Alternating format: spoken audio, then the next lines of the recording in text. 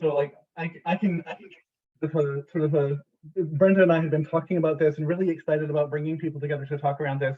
I can talk a tiny bit about maybe where that's coming from me, and maybe Brenda, you could do the same, and then we'll just kind of dive in. So a lot of it is, I feel really fortunate to be around a lot of people who are interested in, passionate about, curious with, and experimenting with artificial intelligence, and coming from a place of good heart and alignment, and really trying to understand how do we use this, and what are the worries in terms of how do we thrive as a species, rather than, you know, online we're covered in stuff around how to increase your marketing funnels with GPT and such. And so a chance to get together with people who are thinking a bit more deeply about the implications of this, and who are maybe engaged with the technology, but the reason that we are engaged with the technology is our humanity, and to just get a chance to connect and hear what people are thinking about. Yeah. I'll turn it over to you, Brenda. Great. Okay. Hi, y'all. Like, so thrilled to see you here. Just a great mash of people. I, as you know, most of you who know me, I am an artist and a love activist, and I am founding a human and media platform called The Village that gathers people all over the world together to share our stories and grow closer together. And this, to me, is a version of that, except this is focused. The topic, instead of sort of a personal story, is more on AI and personally how we're dealing with it. I grew up not good in science, good in the arts, but not good in the sciences. And I hooked up with my husband, who is here on this call, who is a music composer, but deeply interested in science and technology. And he has taken my mind, which is very big and always expanding with imagination, but he has blown it with science and technology. And I have found myself becoming overwhelmed all the time. No doubt many of you share this feeling of being overwhelmed by this, you know, this unbelievable force around us called AI. So for me, I saw something this morning that said something about explore, don't explode. And I thought, that's exactly it. That's what I want to do here with you, is explore this force and help us find our grounding in it. So I'd love to just ask you all quickly to say your name, where you're located, and maybe just a couple of quick words about you, like what you do or how you identify or what you care about. Keep it really, really short. We've got some really smart people in this room, and we can all talk, but we got to keep it short to try and keep this call at an hour or maybe just a few minutes more. So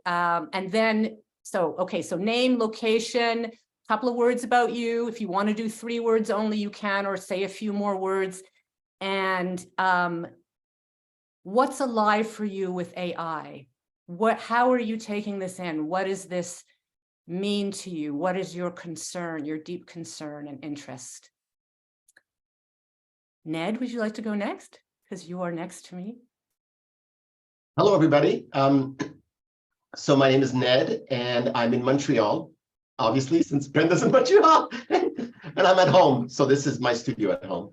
And just a few words about me. I'm actually no longer a music composer. I'm an electronic artist. I've given up a career that I had for 30 years. I'm now an electronic music artist, and I have a YouTube channel, very recent. And I have been into science. I've been into science fiction since the 70s, and I have been a futurist for decades before I even heard the word. So quickly, my concern is things are about to change so much. That's all I'll say. Thanks, Ned. Mark Akbar.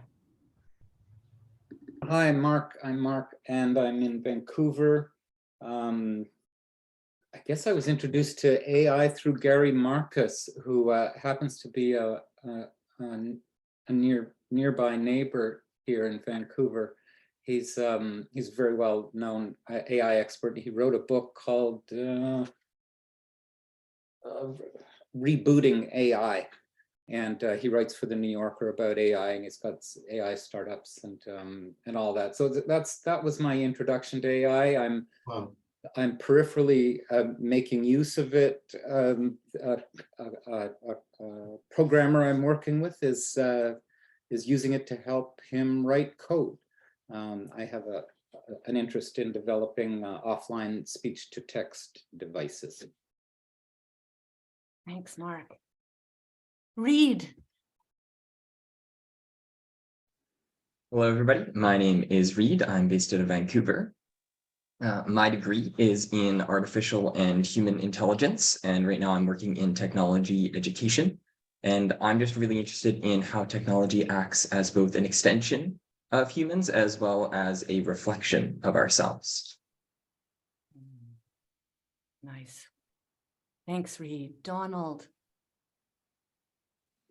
Hi, Donald Gregory James. I'm 66 years young. I live in Pleasanton, California, and I am a retiree from the American Space Agency, NASA, and I'm also an author of a book, and I'm curious about just even the terminology. I'm not sure I like the terminology artificial intelligence. I'm not sure what that means.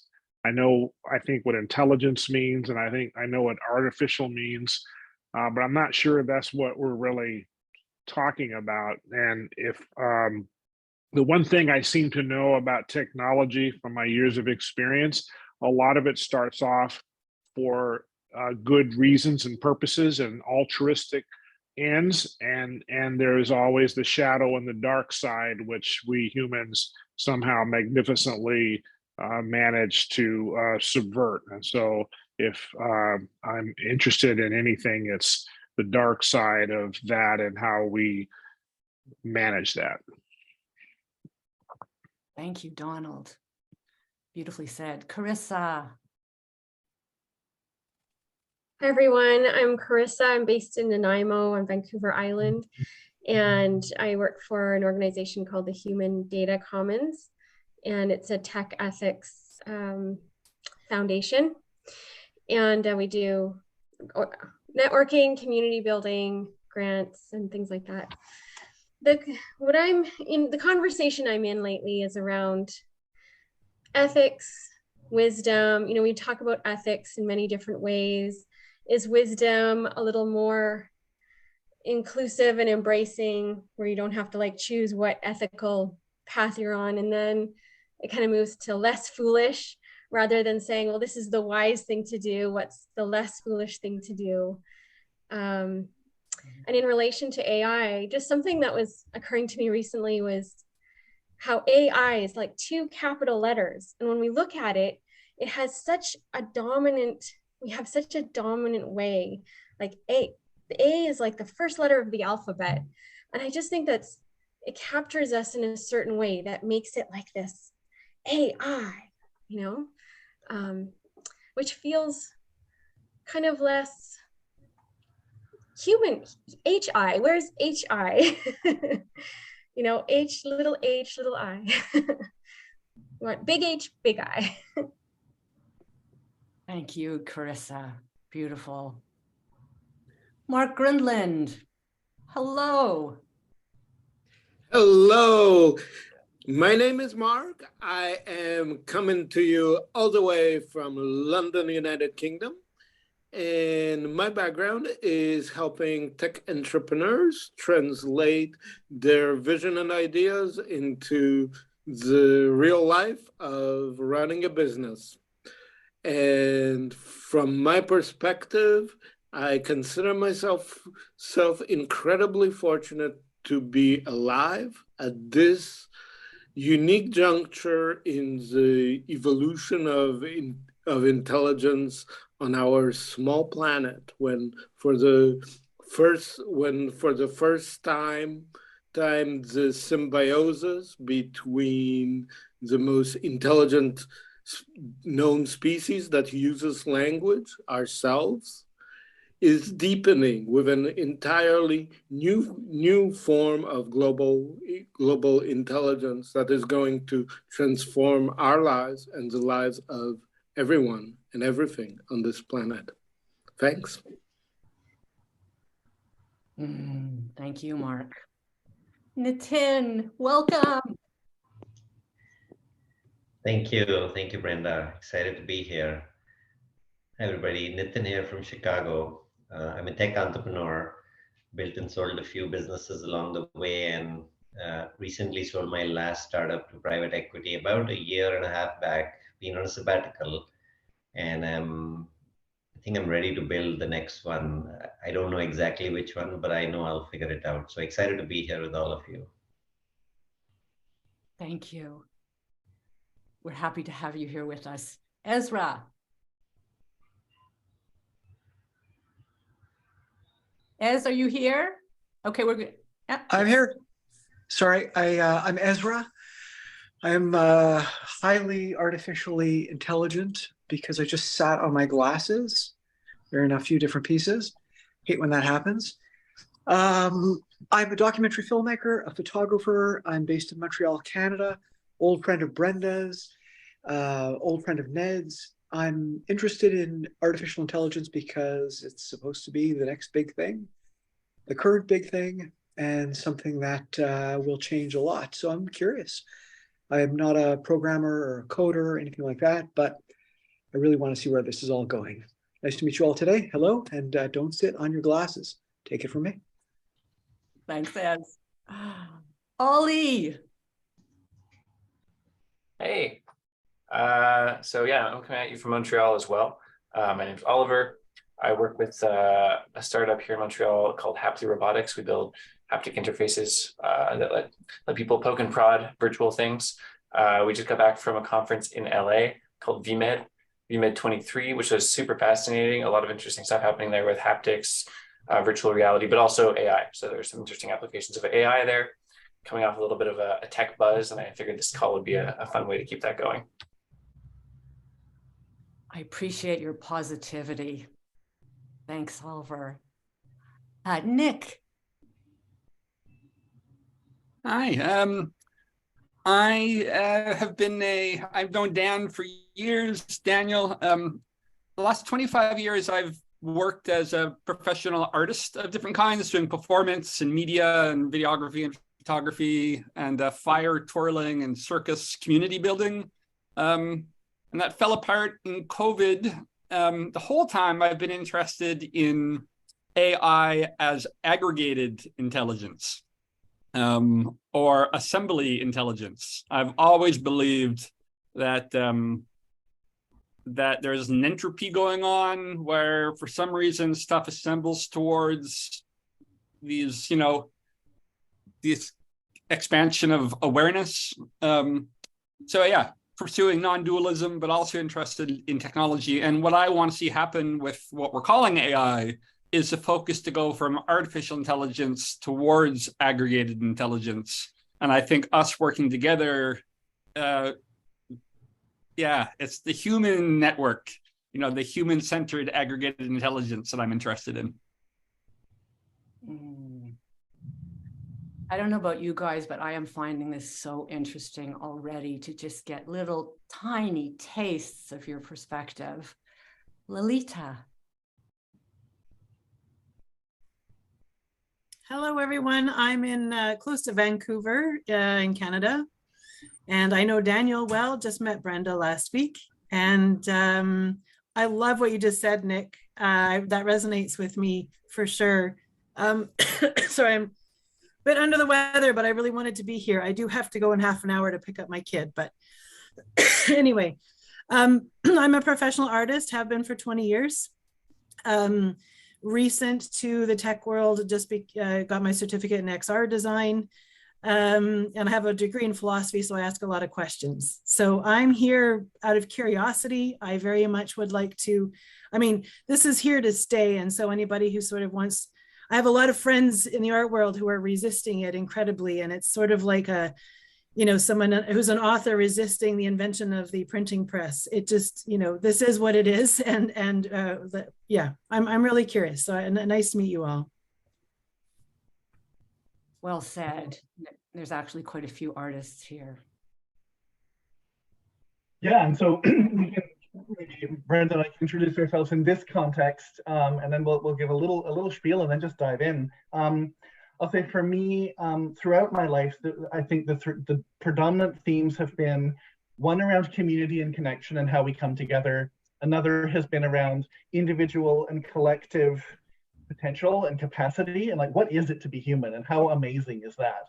And then a piece around technology and around how does it, all of the wondrous and horrible ways that it does reflect. I like what you said, Reed, in terms of the way that it reflects who we are, and the ways that that challenges us and the way that that enables us, and how we can best deal with that. So that's what kind of brings me here and brings me to this group. I'll quickly say that we're going to, again, because there's so many delicious people in the room, one of the things we're going to do is try to riff off of the approach that's used within Way of Counsel of, we'll try to be lean of speech. We'll try to listen from the heart and carefully to each other.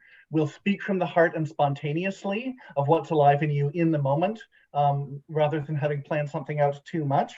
And we'll just sort of see where that takes us. Brenda. That sounds great. Thank you, Daniel. You know, some of you people have heard me say this before, but I'm going to say it again. You know, Daniel and I came together over the village, and we've just been finding different ways to collaborate. And, you know, I feel as if, you know, I've met people in my life who are into sort of science and technology and tend to sort of stay in that realm. And Daniel is one who does both. So he's very, you didn't even barely talk about technology and you know, but has all that acumen and experience, but also is deeply invested in humanity, which is really my field of study, the human heart. As an artist, as a human, and as an activist. And I have recently started calling myself a love activist. And I'm very interested in figuring out, you know, how do we cultivate, promote, and really grow love in this world that is so already so phenomenally dependent on technology and is in the process of becoming so much more. So that's really my question. How do we be human, you know, in the face of this technology? And I'd be really interested in hearing, like, I know, and I wonder, Ned, if you would mind if I call on you first, because you're the one who really lit the fire under my ass. And you know, maybe if you could speak just a little bit about what your interest and concern is, and maybe from there we can hear from others with the same questions and talk amongst ourselves, see if we could help answer some of our questions. You're muted, sweetie. Yeah. Oops. Thank you, Brenda. So I'll try and keep this fairly short. The bad news is that I am doom and gloom. The good news is that after me, it's just going to get better and better. So my interest is really, as I said earlier, I think when I introduced myself, I started off as a child reading science fiction, and I've never stopped being fascinated by the future. And therefore, my reason for being interested is that I'm always interested in the future, and I'm always interested in developments around artificial intelligence now for at least 10 years. And so I have been riding the train and trying to hang on as the information has sped up. The rate of new information has sped up tremendously in the recent while, mirroring an exponential curve. My concern is that I, like many of us, I think, I'm not comfortable with exponential curves. Recently, in a discussion with a friend of mine, I was trying to figure out how many instances of how many ways do exponential curves make their way into my life? How do I notice exponential things? And the only thing I could come up with was sound. Like if you get closer to somebody, it's exponentially louder. And I imagine that maybe in the transformation of states of certain things like water, as it goes from water to gas and water to ice, maybe at the moment of transformation, maybe that's exponential. I'm guessing. I have no idea. I'm not a scientist, but I do believe in the scientific principle. I've been using a little bit of part of the scientific principle when thinking about AI, because I've been not so preoccupied with the present, although I am, but also thinking a lot about the future, meaning whatever is A now, it's probably going to be E or F or G or H down the line. And so I'm concerned about that, looking at that. So in viewing the recent developments in artificial intelligence and the myriad ways in which it's making its way in our life, I have been very concerned that basically what's happening is that it's a giant experiment being conducted maybe by 100 million people who have just been given this most extraordinary gift of a magical assistant who keeps getting better, which keeps getting better all the time, and which is already capable of coding and then correcting its own code and then executing that code and learning from that and working in groups and et cetera, et cetera. I'm concerned that we're heading towards AGI much faster than I expected, which is artificial general intelligence, the point at which the computers or the software is able to do the same thing as humans and match us in every single discipline. I expected this to happen in 20 years. A lot of experts thought it wouldn't happen this century. In my opinion, now it's going to happen next year or earlier. Whatever. I mean, I'm extreme. Like I said, I'm Mr. Doom and Gloom. It's not AGI that I'm concerned about, really. It's what happens the second, the minute, the hour, the day, the week, the month after, because it's like a train that's not stopping, but accelerating.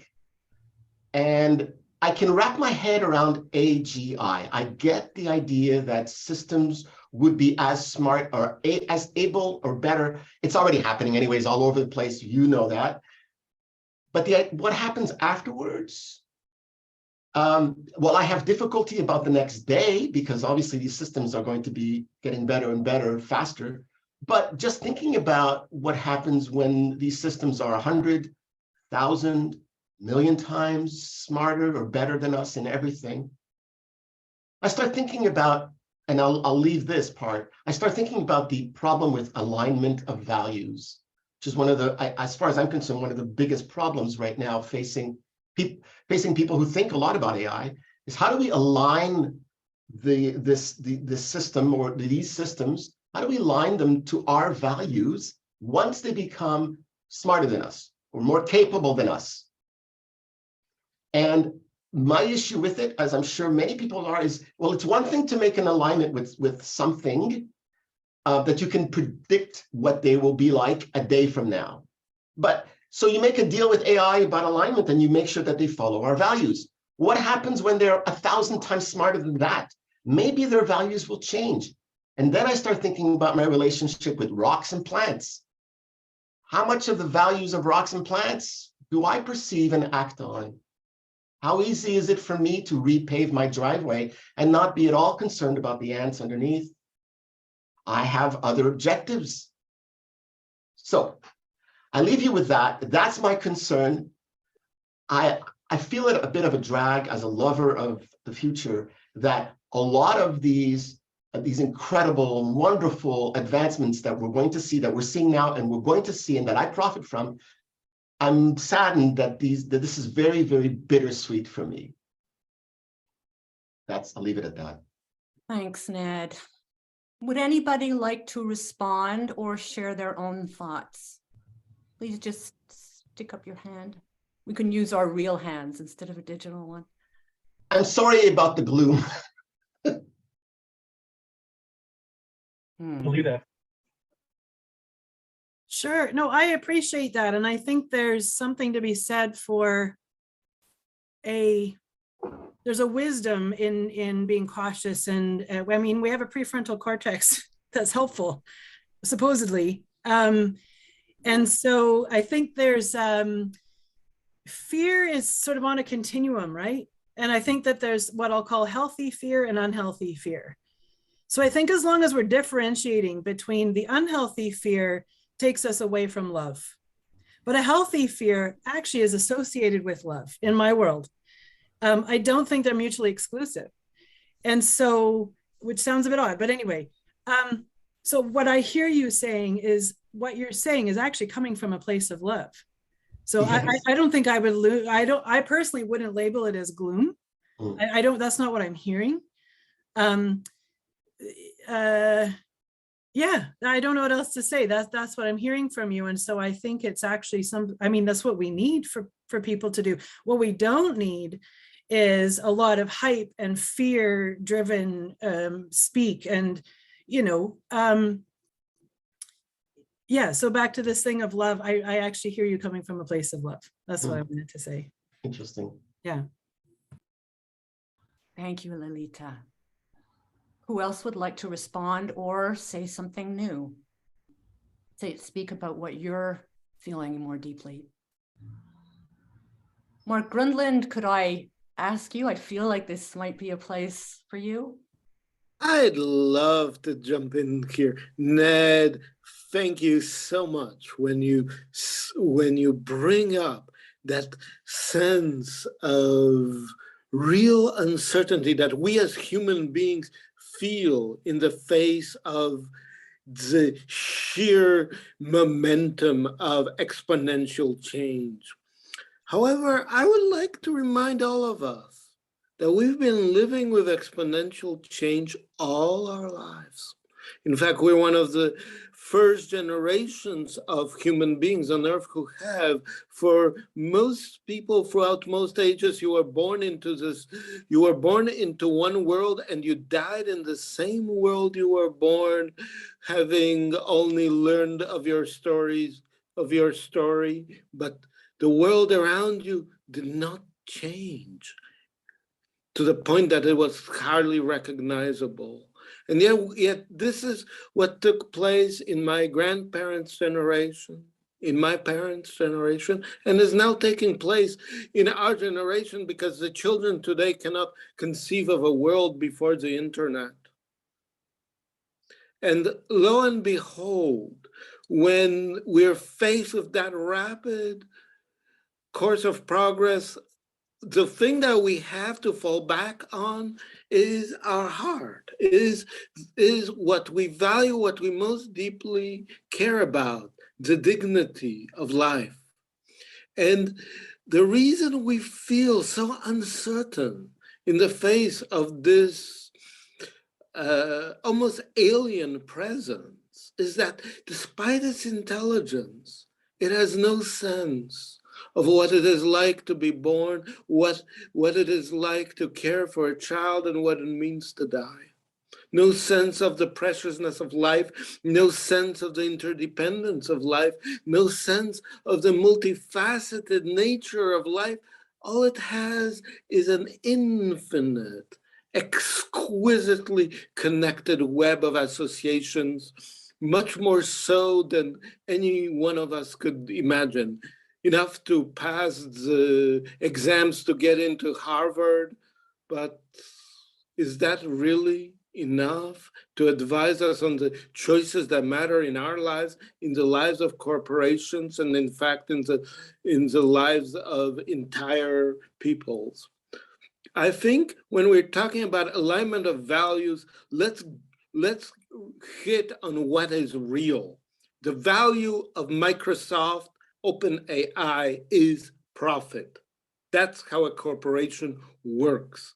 Profit is a unidimensional metric where money, Moloch, subsumes everything else. ultimately, to the extent that the decision makers are beholden to profit, so will their creations. And the problem with a hyper-intelligent creation that sees the world for the single dimension of the profit of its owners is that it will exploit anybody. And that's a failure of the imagination.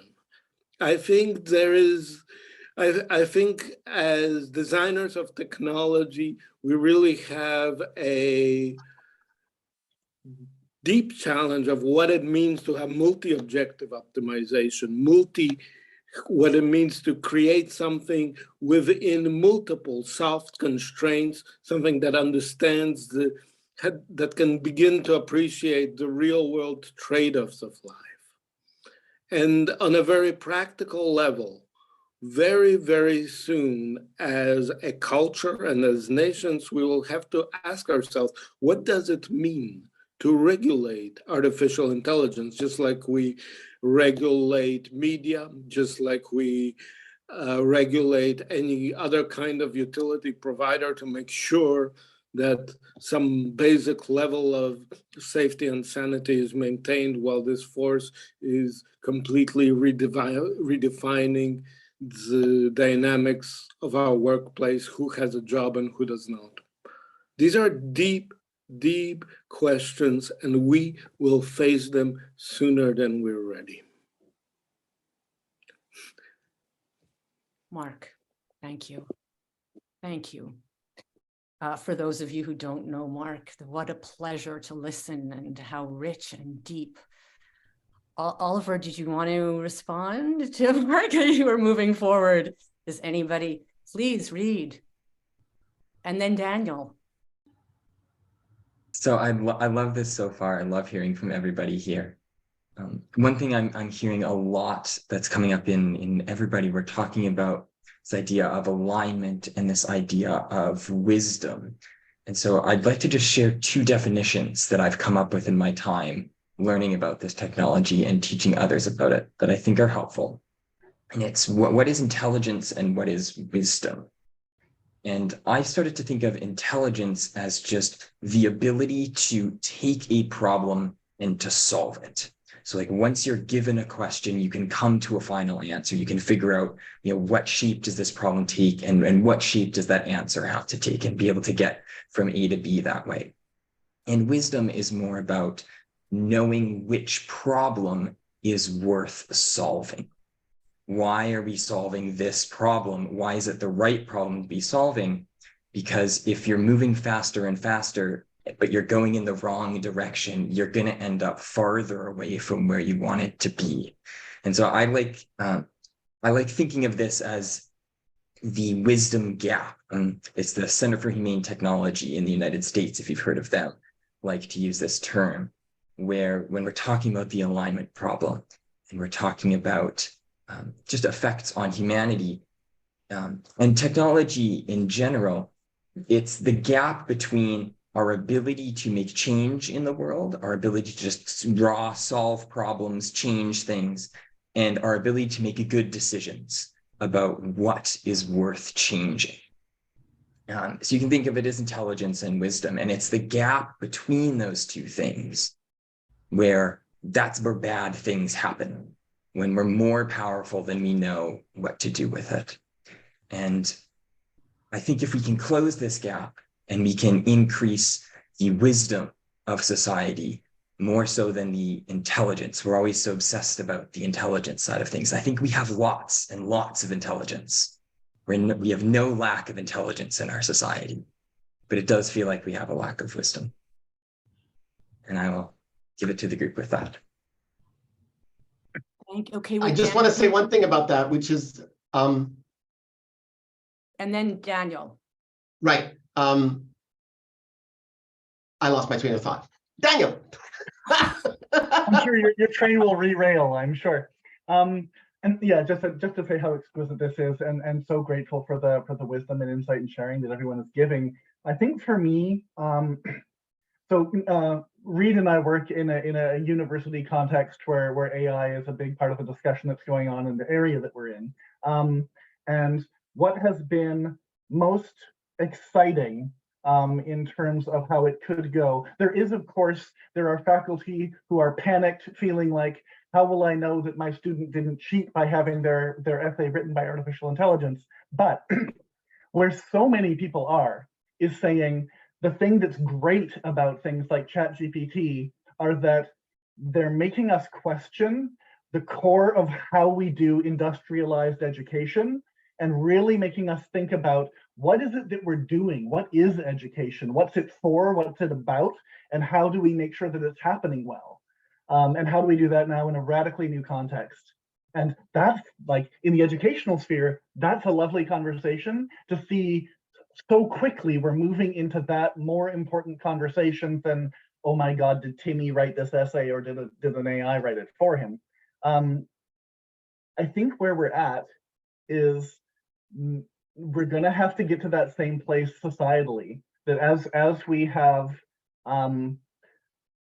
the economic and other impacts of things like GPT becoming common, is for us to not say, oh my God, everyone's like, how do we deal with employment? Is to say, how does this help us challenge the underlying assumptions that are built into how we're doing things? And how do we engage with that in a way that is exploratory, aware of the issues, the terrifying potentials that are there? But how do we engage in a way that allows us as a species to find better games to play on the planet than the one that we're playing right now? And my hope, I like, but Buckminster Fuller often will say, humans are really great at making the right choice after we've exhausted all the other possibilities. And I think that we're at that stage right now where we need to kind of step into that. It's emergent, which means we can't control it, which means it's extra scary. But I think about, excuse me, I had a lot of the story about Capablanca, the chess player, running through my head this last few days around, with chess masters, there's a whole thing of like, well, can you see 20 moves ahead or 30 moves ahead, or what is it? And then what he said was, I can only see one move ahead, but it's the right move. And that's what we need to do as a species. And we need to recognize that that right move isn't about technologically which way do we go with it. It's about how do we bring our whole heart and being and self and family and the things we're passionate about to coming up with a better game, and one that isn't going to run us off a cliff, as you say, Reed, at a faster and faster pace. My fear is if we do, I recognize the impetus behind FLI's, the Future for Life Institute's desire, like, let's put the brakes on things for a little bit. And I think we do need to do some digestion, but I think much more important than putting the brakes on is changing direction. And being able to say, like what I rant to folks like Lolita read to it at length is, how do we set positive precedent?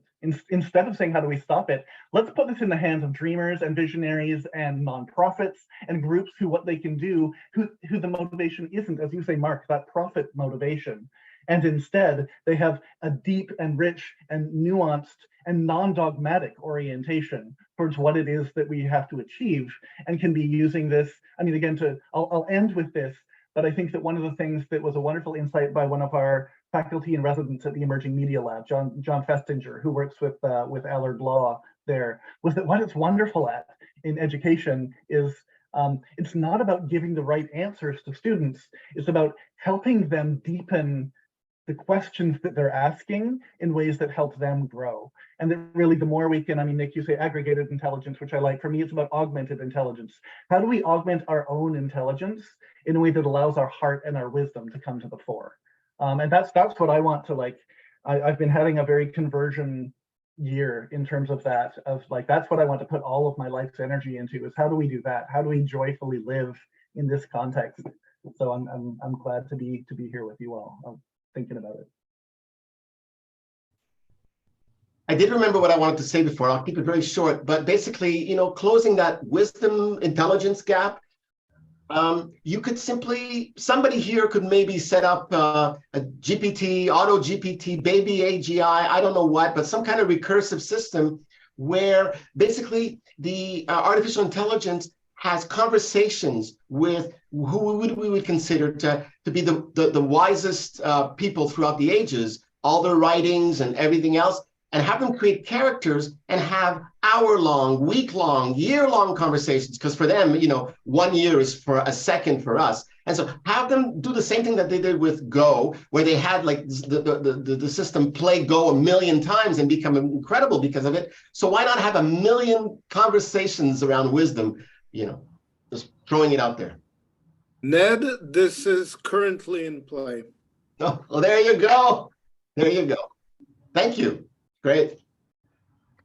And Daniel, I just want to throw into your point about education and then using an analogy to chess. I grew up with my brother, a chess master, and I would get very irritated playing chess with him, because he was so much better. And every now and then I would just slip my hands under the board and oops, and there would go the game, And so when you were talking, I thought about that, oops. And so, that is actually helping me. It's soothing my anxiety a little bit about this because, we are, lest we forget the other, existential threat to our world, the climate emergency. I mean, we thought that was bad, right? So if AI has, fulfills any of its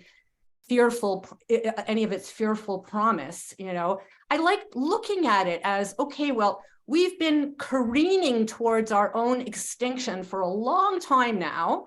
We may not have been, as my friend Ihab, who unfortunately couldn't join us, but as he would say as an engineer, he doesn't think humans were built to last. So maybe we're careening towards extinction, but in the meantime, like maybe what we need is a massive fucking reset and that the board is just being thrown up and boom. What are we going to do now?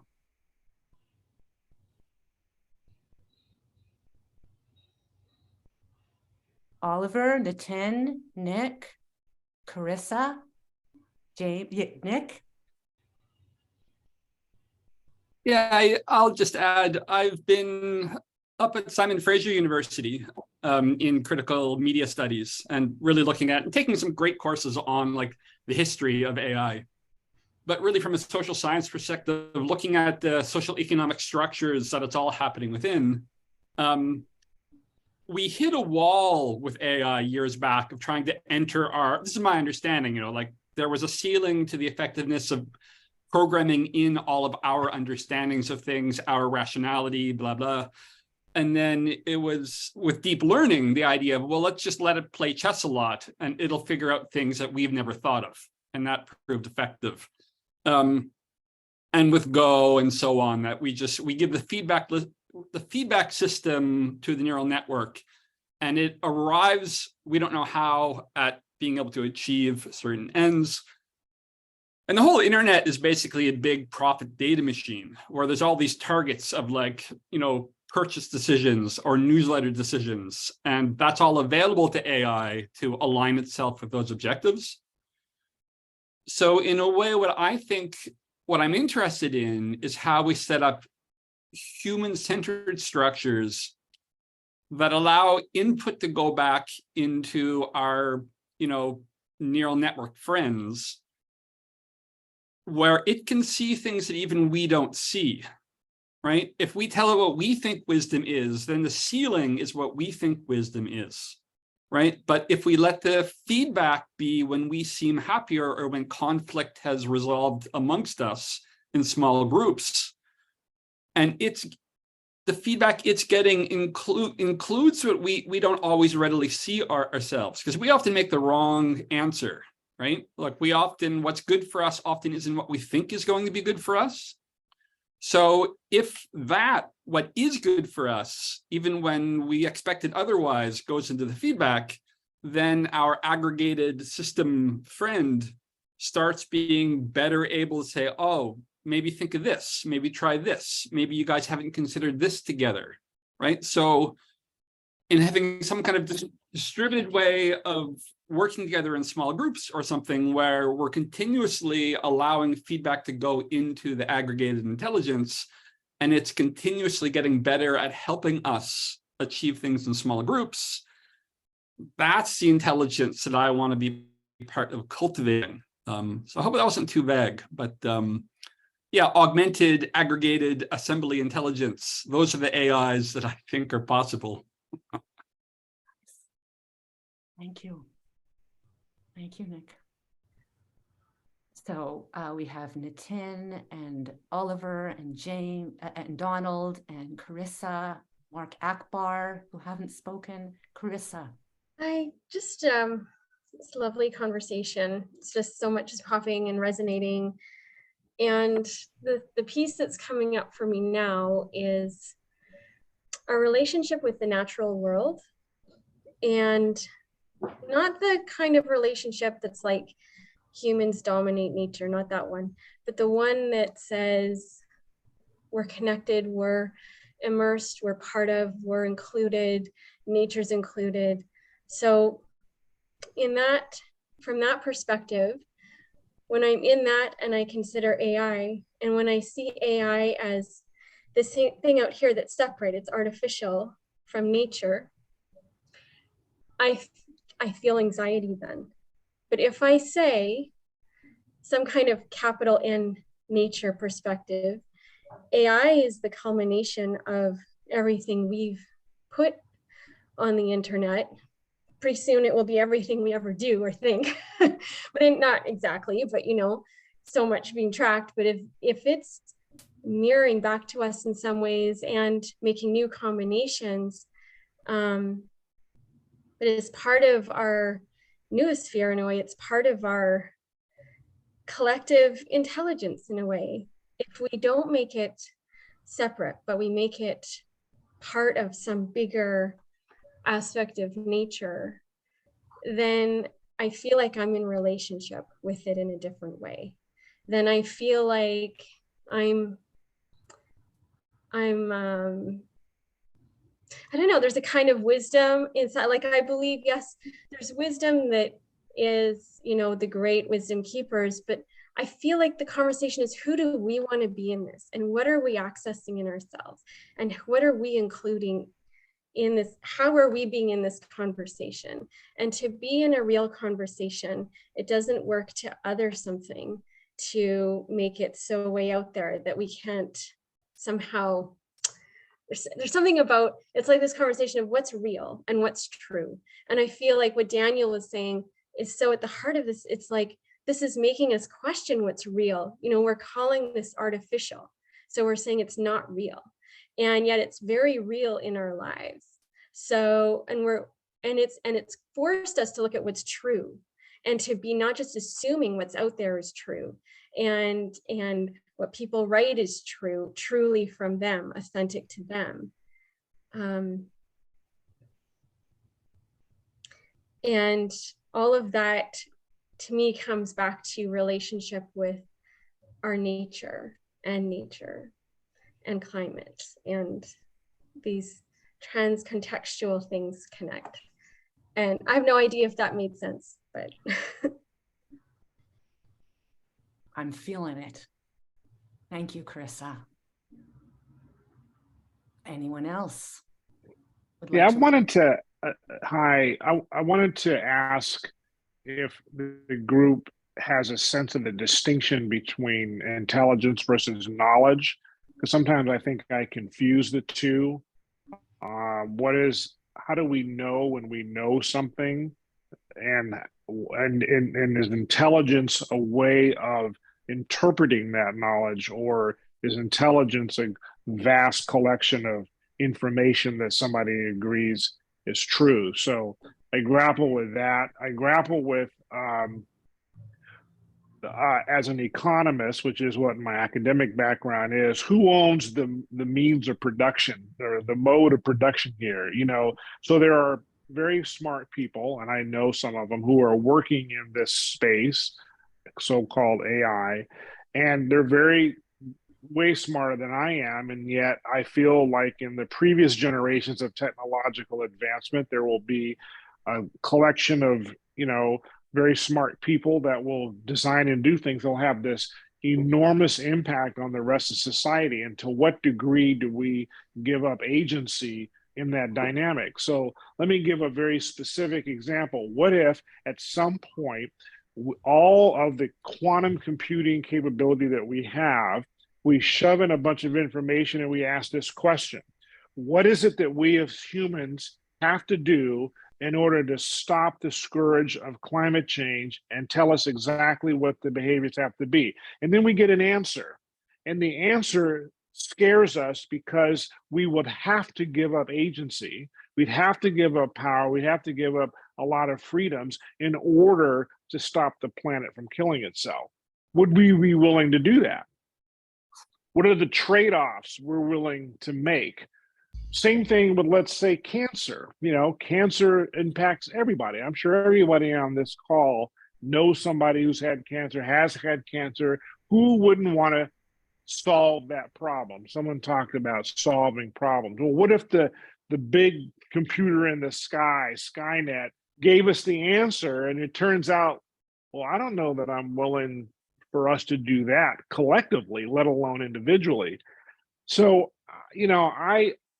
it would be great that we could have these problems, but we're also making an assumption that there's no trade-offs, right? In order to do that. I made a trade-off to get rid of one of my 2 cars because I didn't want any more gas guzzling vehicles on the street. And I'm struggling now because we have to balance just one car. I mean, first world problems, but I mean, that was an actual trade-off that I was willing to make, and it was a little bit difficult. What about some of the bigger trade-offs, right? So I realize out of this conversation, I have a lot more homework I need to do to understand this. I thought I understood it to some degree, given the work that I've done, but I realize there's a lot more that I need to do. So thank you all for illuminating this topic, and Brenda, particularly you and Daniel for focusing this on. So those are my questions and thoughts. And I really figured that this would be far more about questions than answers. Yeah. Seeds being planted in us. In fact, if I could just say quickly, the one thing that I find funny, I don't know if anybody else had this experience, when I play around with Chat GPT, and I find myself thinking, well, now, what kind of smart questions could I ask so that the answer is actually useful? So I spend more time thinking about, well, I could have just asked that in Google, but this is different. So it's a struggle to figure out, well, what is it that I want to chat with, right? So I'll say, please write me a poem and include these themes and see what happens. Exactly. I call that the mind blow. Yeah, exactly. Would anybody like to say anything to any of the things that Donald raised, or bring your own questions and thoughts? Okay, Oliver, I'm going to put you on the spot because I want to know what you're thinking. Mark, Brenda. Oh, sorry, Mark. Yes. Go ahead, Mark. Akbar? Muted. Oh, you're muted. Yeah. Sorry. I think everybody here's got a white hat on, and I wonder, well, a couple of things. I wonder what is the next Cambridge Analytica going to do with AI to help throw the next election in a way that probably all of us would disagree with, and what's to stop them? And that's one of my concerns. And it's funny I'm always curious, what's the first question that anybody ever put to ChatGPT when you first got on there? Apparently it says a lot about you. My first question was write a 150-word dating profile for Mark Akbar. And what came back was so riddled with errors factual errors, and it just made shit up. I don't know why or But where. that's now, Mark. That was. Excuse sorry? me for interrupting. I just want to say and remind us all that that's now. How Yeah. long is it going to be before it writes something that I could write this for you? No, that was actually probably a couple of months. That was back in ChatGPT 3 days. Anyway, that's one of my concerns. I don't know if anybody's got any ideas about that. Well, I think that we're about to enter a world where, unfortunately, we will no longer be able to rely on content for proof of reality. So we'll no longer be able to trust video. Already we all use, I think, a healthy dose of cynicism when it comes to photography and video and audio. But as some of you may or may know, we're about to hit a whole different dimension of reality. I don't know if any of you have seen some of the latest deep fakes, but I saw one with Tom Cruise. Yikes, it looked really good. I've also seen examples, again, some of you may have seen them, where a 3-second recording of your voice on the phone is enough for them to start making it sound like you. Now, it might not fool your partner, but over the phone, it might fool your mother-in-law or your niece or whatever. So, and as far as the video deepfakes, I mean, we're going to be inundated with videos of Biden declaring war on China. I mean, so this is something, Mark, that the Cambridge Analytica is going to seem like a walk in the park with a little puppy dog in comparison, in terms of manipulation. Now, I'll end with this. The good news is, what stops a bad guy with AI? A good guy with AI. I'll just quickly throw in 4 things from the Black Hat side that it's not for this call necessarily, but I think we'll be having other calls and we'll maybe talk about some of this. And it's the next Cambridge Analytica. It's the next 911. It's the next Ted Kaczynski-like reaction to those things. And it's the resulting next Patriot Act. Those are the 4 things that I think we really need to think seriously about, because all of them will be on a much bigger scale.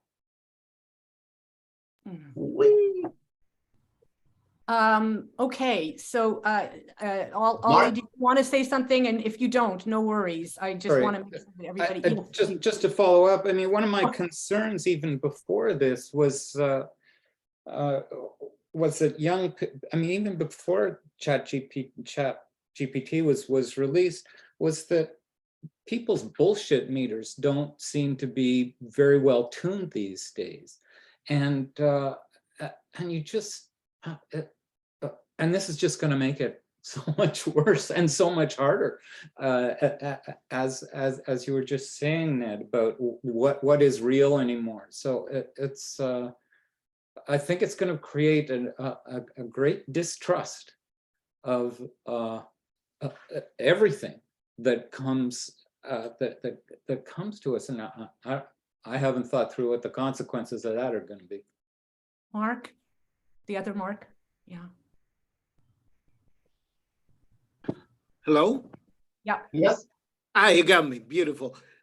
Consensus reality has been fracturing all around us. We've seen it for the war on terror, through COVID, and this is simply yet another way to amplify these fractures.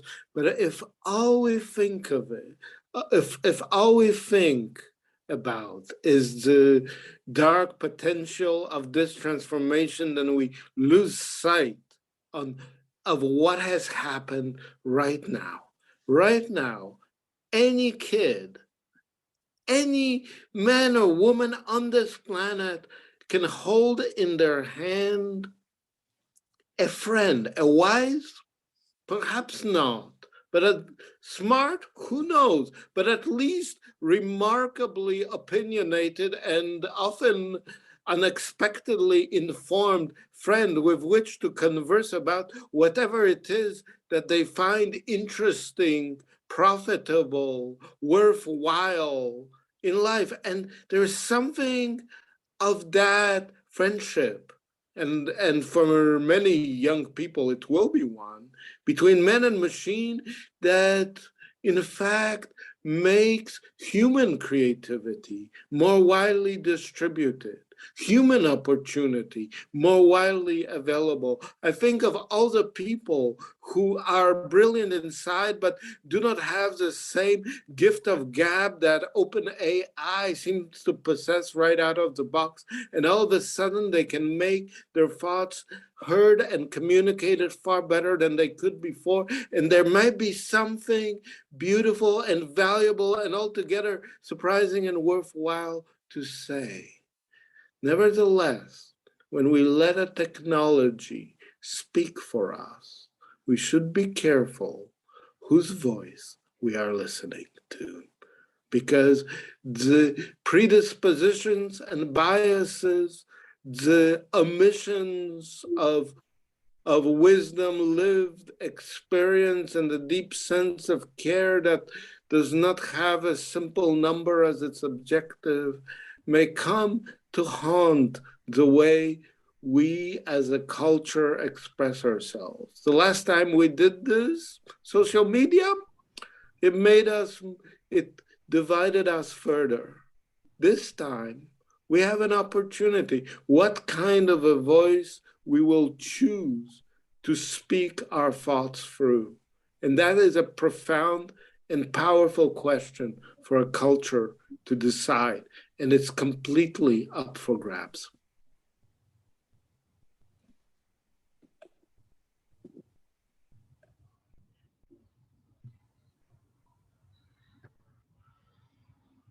Well, does that seem like a natural way to just complete this first conversation with all you magnificent people, deep thinking, feeling humans? The last thing I'd want to do is to just see, especially those who haven't had a chance to say anything, if there's any closing pieces, because I know often it's the folks who haven't talked yet who have some sharp insights that they might be able to bring in. Nitin, Ezra. No pressure, but if you have anything to say or add. Yeah, I think I'll just say that, what if we never really understood what intelligence actually means? What if all of us on this call don't actually know what intelligence is, and is that a possibility? And if so, what could intelligence be? Because I think the ability to take a lot of information and spit it out, is that really intelligence? Yes, it could be enormous information. It could be all the information that the world has ever seen, but is that really intelligence? Or is intelligence that, we breathe air from the plants and live because of that, and what we breathe out sustains the plants? There is something going on there. That is intelligence. We don't have to work to make our heart beat, the lungs function, the liver function. There's some intelligence there. There is more than collecting, assimilating information and spitting it out. So I just wanted to leave with that thought, but fascinating conversation. Thank you, Nitin. Thank you. Great. And Ezra, if you decide if you want to say something, I'm just going to mention this is a beginning conversation. It's an opening. We'll check in with you to see if people are happy to have your information shared with each other. If so, it doesn't need to be a controlled conversation. Everybody can talk to anybody. And I'm hoping that there'll be both further conversations and some opportunities to explore and experiment together among those who are wanting to do so. Go ahead, Ezra. Thank you. I just want to thank everyone. I've been listening the whole time, and I don't have anything substantial to add, but this is definitely big stuff. I can tell from our conversation, from what I'm reading and hearing on the radio. I listen to a lot of CBC, and there's a lot of talk of this stuff. And I, surf around the internet and see that this is, like Brenda said, a big wave.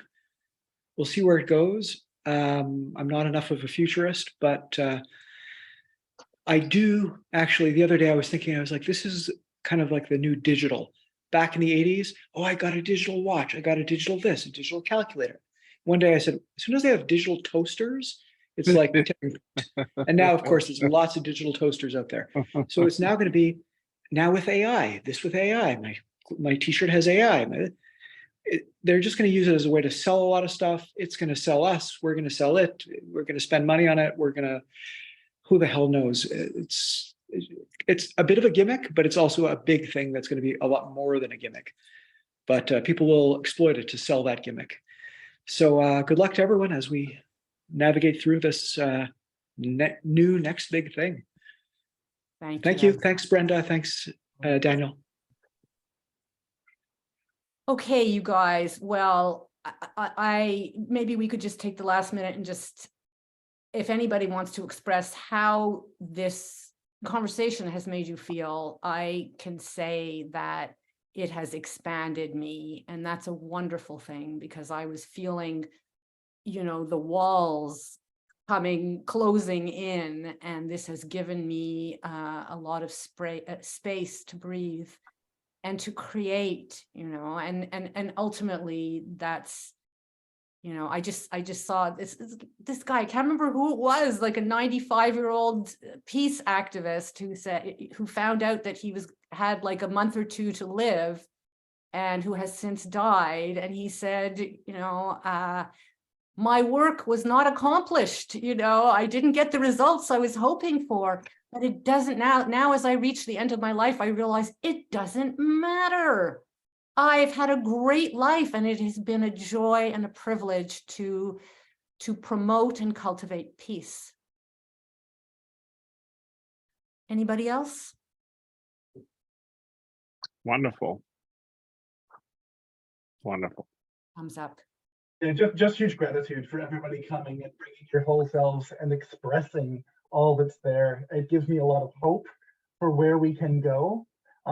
And just knowing that there are people out there who are engaged with this challenge, with an understanding of the dark and the responsibilities, and with that encouragement of like the amazing opportunities this gives us as humans to thrive. And thank you.